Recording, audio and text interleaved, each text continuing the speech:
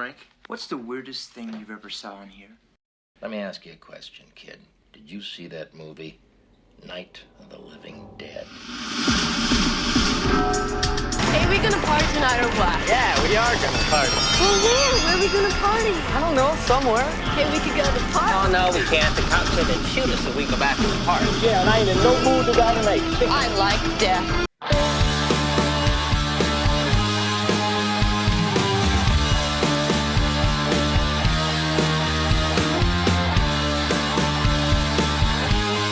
Oh, greetings, ghouls, and welcome to minute 38 of Do You Want to Party, the Movies by Minute podcast of the 1985 horror classic, The Return of the Living Dead.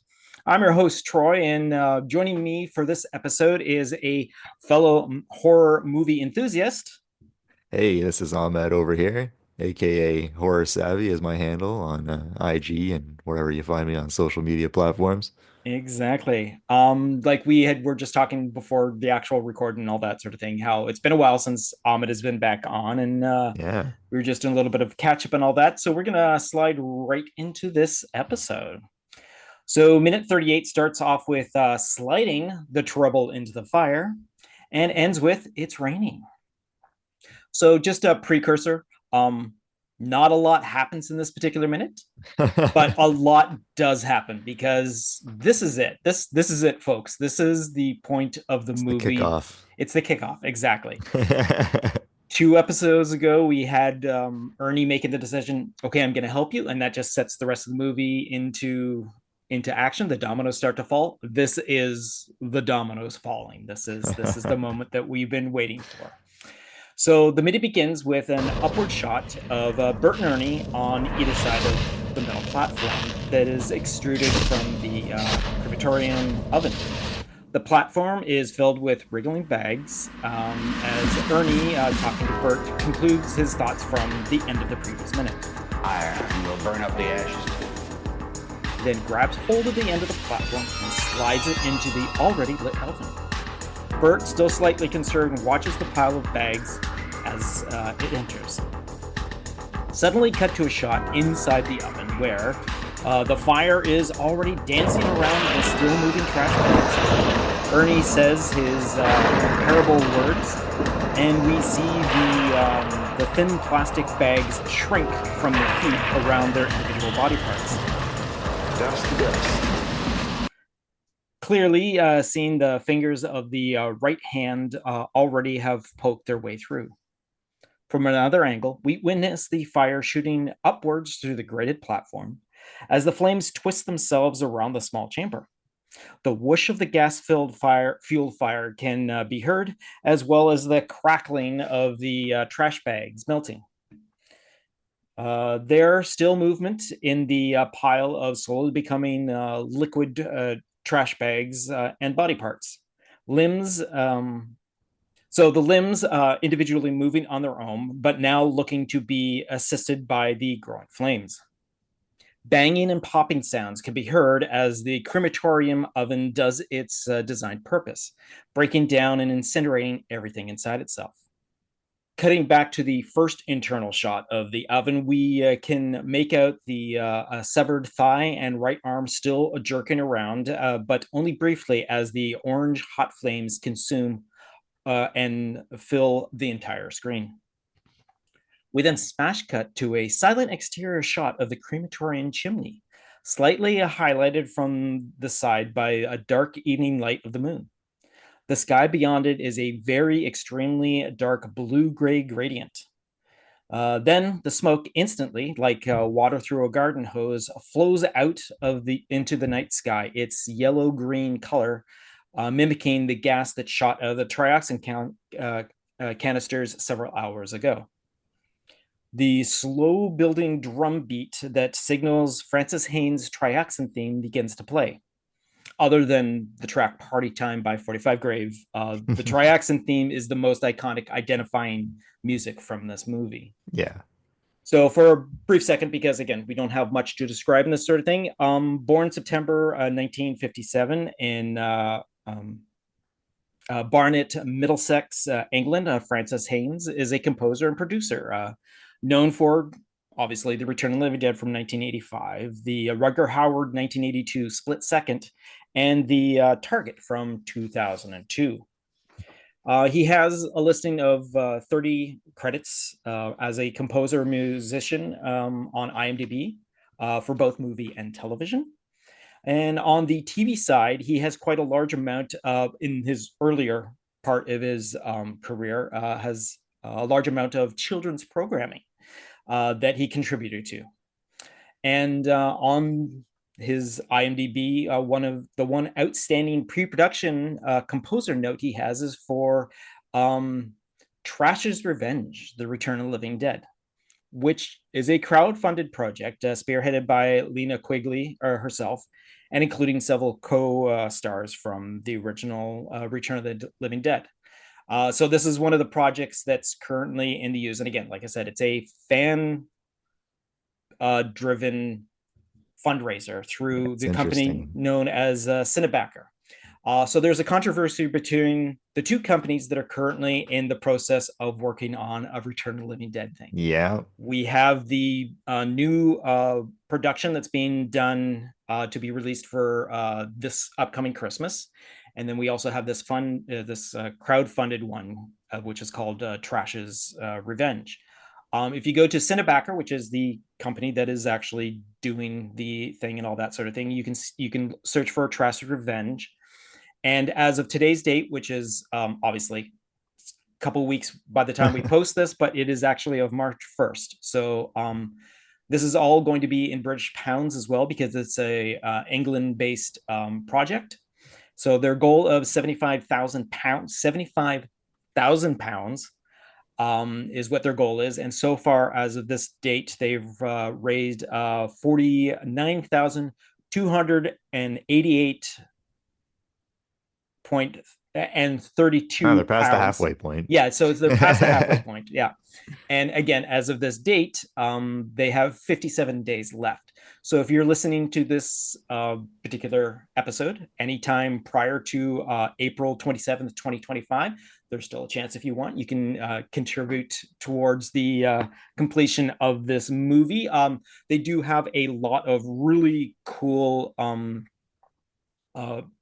like when you donate a certain amount, you get certain like credits and all that sort of thing. There's some swag that you can get. You can actually get in movie credits. There's a point where you can even become a featured like zombie in it, sort of thing, and all that. But it's an interesting sort of idea. Now, who started doing that? Was that the first one that did that? The first one that I remember doing that was Rob Zombie's 31, I think. Mm-hmm. Yeah. I can't remember anyone doing it before that, where like, you got into the credits of the movie, through like there was I think there's been some other projects that have like acknowledged fans and all that sort of thing. No, I get you, but like the whole fund the movie. Yeah, exactly. Yeah. I think if you put in like a certain amount, again, I don't have them in front of me and all. Yeah, no, I get you. But you could become a producer and all that. Yeah, they'll put together a specialist and send you a little package. Yeah.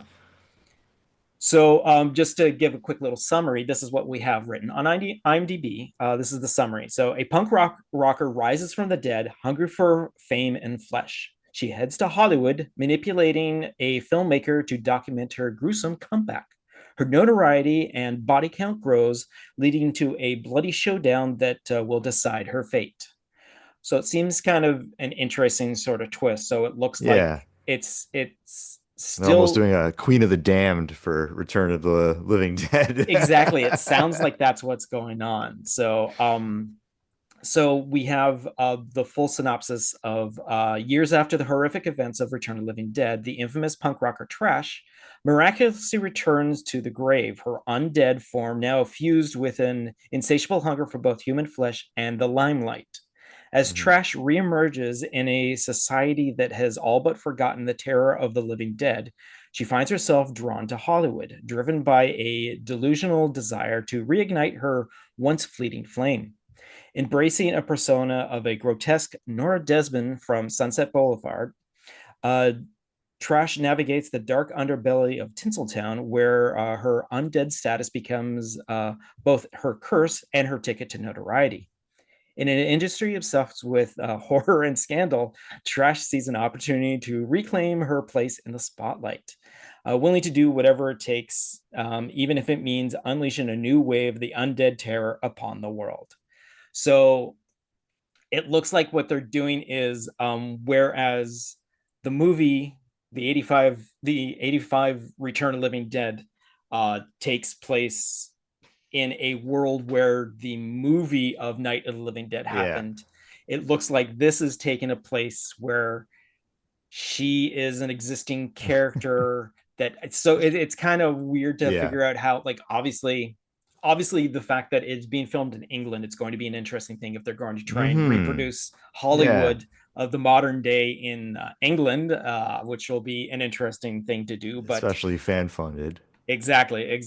I'm pretty sure they do have a lot of as yet unclosed, because 75,000 pounds doesn't seem like a lot of money for, but it just looks what they need to push them over the edge to show. I have no idea what kind of movie this is gonna look like when it's done either, right?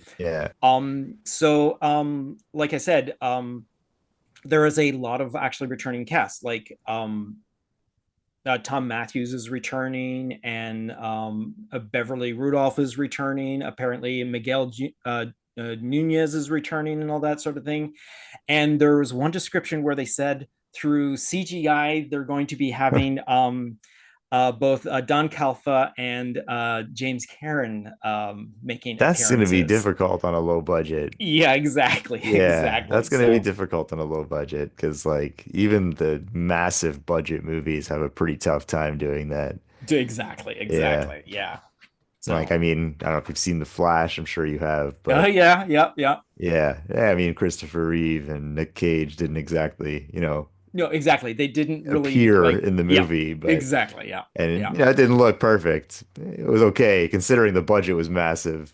And it still looked as wonky as it did at points. Exactly. So good luck. Even with their own characters, it even looked kind of iffy. So All right, so back to the smoke. As the smoke rises from the chimney, and the camera rises with it, the smoke goes from its structured straight path towards until it reaches a point where it begins to blow out. As it rises further in the background, we can see distant clouds that the trioxin infused smoke mixes into. As the smoke dissipates further, the clouds become more prominent. Then suddenly, a lightning strike overlapping both the clouds and the smoke. Then a second. Now a quick flurry of bolts punctuates rain now. A cut onto on another lightning flash as the camera now drops with the rain. Smoke is still going up while the downpour continues. Thunder in the distance. Still, the trioxin theme continues to play, and as a faint red landscape as we see when the camera continues to descend, we end our minute. So it made for an interesting sort of sequence of events sort of thing. But again, not much happens, but we do get the feeling that this is it. We now see the result of, it's fine. We'll just burn the bodies and it'll be over with. It's not going to be so easy as that. So over on the commentary track with director, writer Dan O'Bannon and William Stout, Dan O'Bannon mentions that this angle, and again, we're talking the beginning of the minute starts with the upward shot. The angle with the light lens to bring in the audience in the scene that he avoided using with the girl. Now, to note, he's actually commenting about the earlier point where Tina is making her walk from the cemetery to the Unita warehouse, where he points out that he decided to do away with the trope of doing the wide angle lens to show the distance and all that sort of thing. Here, he's basically apologizing because he realizes he should not have done that. So why he's using this particular moon, just because it's an interesting angle to point out, that earlier thing I made a mistake of? Well, this is me correcting it. When the fire starts working, Dan O'Bannon says, to quote, "Here it is. Burn those body parts. Gross them out." Then goes back to the earlier mention of the smoke as a character, following it into the clouds and see what it does. He then mentions he wanted the red glow of the LA sky, but what ultimately it does, what they do end up seeing doesn't read as well as he had hoped. He then mentions the reaction of the smoke mixing with the clouds, and then says how they wish that they had more time and money to put more of the point across. As the camera tracks down and the red section can be seen, Dan O'Bannon points that out. All right, so William Stout apparently had nothing to say during that moment, but as you've probably noticed from all the past times, Dan O'Bannon is quite a talker. Mm-hmm. So according to the script, which again is a story and screenplay by Dan O'Bannon, and this is the revision from October 83, based on the story and screenplay by John Russo, Rudy Rickey, and Russell Steiner. So we're going to just start with the description because we're at the interior crematorium night. Then we're just going to finish off with Ernie's line and all of that. Ernie, well, then I'll turn it up higher and we'll burn the ashes too. They slide the rack into the oven. Special camera angle. The camera attached to the head of the stainless steel rack, looking down the length of it into the oven. As they shove the rack into the oven, the camera also moves into interior, the crematorium oven night. And slam! The oven door is closed behind us. We look across the surface of the stainless steel and watch the gas jets curl up around the flopping, struggling bags. The plastic quickly burns off, revealing the limbs, bits and torsos of heads, all squirming, rolling around, hopping, and the split dog. The flesh itself begins to burn and blacken, and it turns into ash. Exterior crematorium night. Black smoke pouring from the smokestacks. Camera pans up. A fat column of black, oily smoke flowing from the smoke up towards the sky until it reaches the clouds. When the smoke mixes with the clouds, there is a blinding explosion of lightning, a veritable hydra of electricity dancing all over the sky. The clouds begin to rain. Camera follows the rain down. All right, so just a couple of the things. Obviously, we're just doing a little more because we don't get to see the gore of the bodies burning. We see them flopping around and all that sort of thing, but we don't get to see the actual what the script had suggested as being the suggestion of the gore of it and all that. But again, it's pretty much exactly what we got. Mm-hmm. So we go to the workplace comparison now, which is where we take the final filmed movie where before they edit it all down. So we have all the extended shots that we have, which you then edit down to get to your final version. So on a certain occasion, this is one of the few times where the minute of the work print is actually shorter than the minute that we have in the film. The minute that we're currently doing goes from a minute 37 to 38. And in the workplace comparison, we're doing a minute 32:59 to minute 42:59 to minute 43:31. So to begin with, the actual after the tray is pushed into the oven, we see the actual oven door close. We've been making mention of hearing the door, seeing the door, and all that sort of thing. But in the final version, we don't actually see the door close. In this picture, we see it come down, but it comes down in a slow passion. There's no sudden slam. Like all the descriptions are like slam. Even Dan O'Bannon mentions in the commentary track from the previous minute that slam the sound of the door. There's no slamming of the door. We don't see it in the final product, and the slow descending of this door is not making a slamming noise no matter what. Yeah, it doesn't work. Yeah. We then have a series of storyboards describing the smoke into the sky and becoming tracks and rain. And then we cut to the next portion of the footage, which is the rain falling on the cemetery, which is the beginning of our next minute.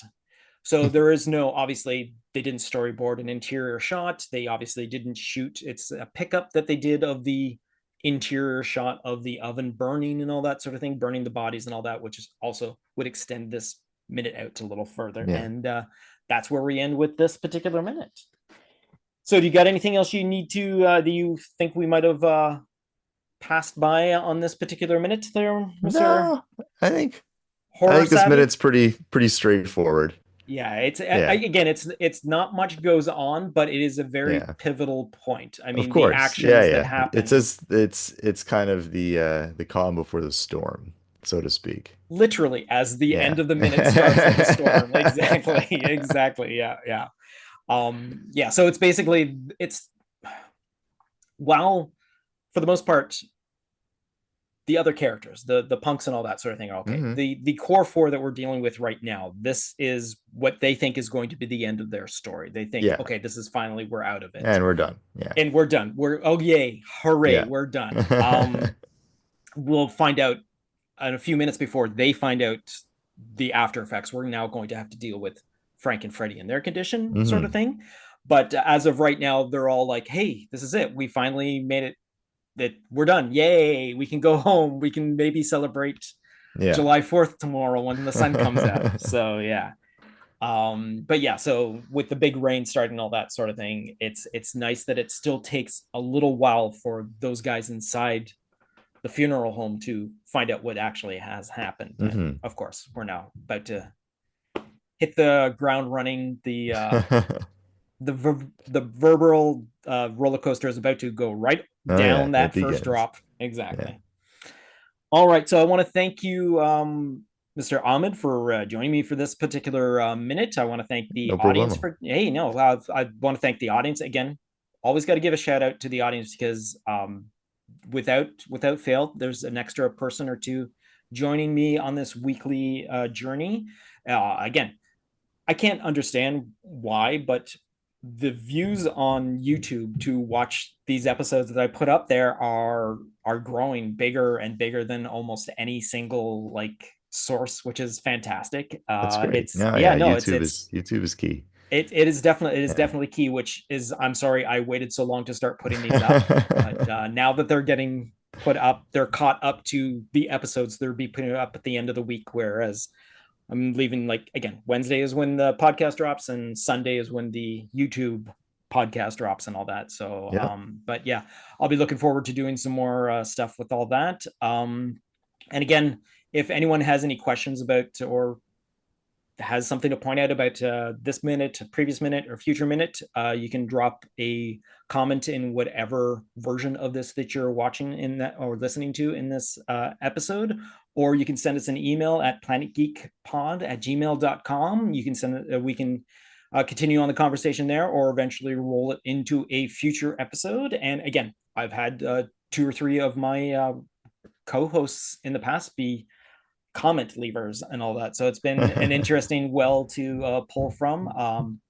Again, thank you, Ahmed. Thank you, audience, and I got nothing else to say until see you next Wednesday.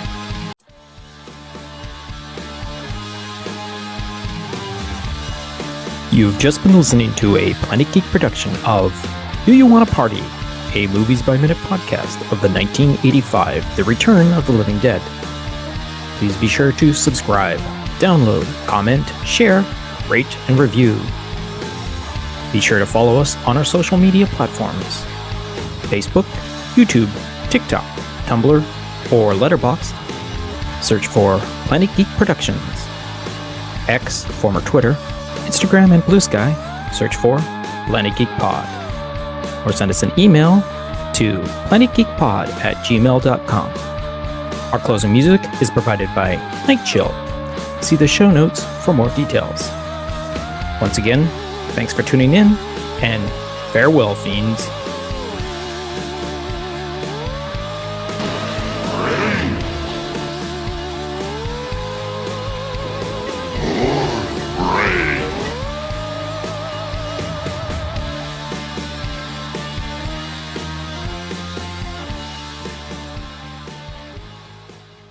Once again, folks, if you would like to help us out with our 40th anniversary special being held on August 16th, 2025, please be sure to check out our page at ko-fi.com/planetgeekpod. For the next couple of months, all donations will go directly into the special, which will be featuring an in-person recording of minute 62 of Do You Want to Party, followed by a showing of The Return of the Living Dead. Check out the show notes for more details. And now for the outtakes. All right, cool. So how you been doing, by the way? It's been I just looked at the records and like it wasn't like it was like December when you were on last. So Yeah, it's been a little while, but yeah. no, I guess same it old was same. even Just been working. well, if it would have been December when your episode was on, we probably didn't record until like the beginning of December. So it's been Yeah, like a yeah. couple of months. Yeah. I know. No, mine was. I haven't How- done anything with my podcast since then, so How is the new job going? it's going pretty well. There's only one massive negative, Uh-oh. and that's that they do their fucking end of year inventory on Halloween. Oh, you fucking got to be kidding me. I know, right? I'm Oh, like, what's wrong with you no. people? Like, why would you choose a fucking holiday? Like, they're so like the sports golf type of crowd that like they don't even think about it. I'm like, that's the only day of the year that matters to me. Like, I don't care. I'll work Yeah. Christmas. Like, I don't Oh give a my shit. God. So like they're like, oh, you can have it off this year, but like we don't know about next year. And I'm like, I don't know if I'm gonna be working here next Well, year. next year Halloween's a Saturday, so Yeah, but that's the thing is they come in. Oh, So really? like the Oh, Friday they fuck. stay late and then they come in the next day. Oh, son of a bitch. Yeah, and I'm like, oh, I gotta wait like 2 years to enjoy Halloween again or something. Like, Oh, I don't know, man. And like, it's funny because it's the first job I've loved, like, been happy at, like, almost since like part-time work and whatnot. But like, shit. I'm like, is this like the universe telling me that I shouldn't be here? Like, no matter Oh how happy man. it Oh, makes that me, like, sucks. here's a fucking stake in the heart, like, Yeah. Here's everything you wanted from a job, except you right? gotta work Halloween. You know, like the only day of the Oh, year that matters. And Natasha's a massive Halloween person too, so like it sucks for shit. both of us. Oh no. Even she's like, oh, like, Fuck. Oh, that sucks. yeah, That sucks big time. yeah. So Oh, this year I can have Halloween off, but on Saturday I got to go into work and do inventory. like, is it a full day sort of thing, or is it like? I Well, mean, what happens on is they stay late the Friday night, and uh-huh. then Saturday you go in, and I'm like, so you stay late, and this year like staying late is this year they're gonna be staying late on Halloween, but they said they would give me that off. Okay. So I'm like, all right. The next year is, I think, they'd stay late, I guess, on Devil's Night, and Yeah. then I'd have to go to work during the day on Halloween for like a half day, Well, that's which not isn't the too worst. bad. That isn't. It's not Yeah. the Yeah. worst. Exactly. And as the years pass, it'll get better because it'll take like True. another, I don't know what, 6, 7 years for it to come back around. Yeah. Okay. I gotcha. I gotcha. So I don't know. It's debatable, but I'm still horribly upset by it. Man. Oh man, I gotta pause for a drink there. My throat It's just all suddenly good. seized It's up all on me. good. It's all good. I was doing a line read from the script from Don Calfa, and it was obviously Ernie's line. So as Mm. I started saying his line, my voice seized up, and I started to sound a little like Ernie. And I'm like, what the hell was that? Sounding like Ernie talking through Ernie's lines. Okay.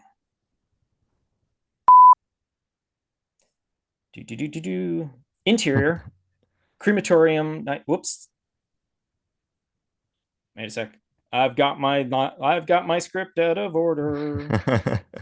Ernie, then we'll burn them up too. Okay, there you go. I just read the previous notes that I had from the previous minute. So I'm like, why is it ending there? Oh, because that was the last minutes that ended there. All right, so